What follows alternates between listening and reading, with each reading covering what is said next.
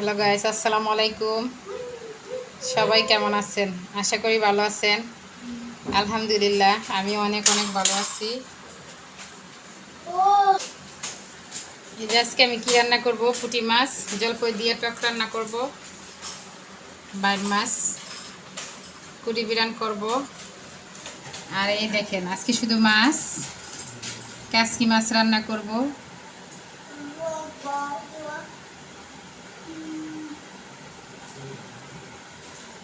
কাসকি মাছের সাথে আবার চিংড়ি মাছও আছে। চিংড়ি মাছ আর কাসকি মাছ একসাথে ভাজা ভাজা করলে অনেক ভালো।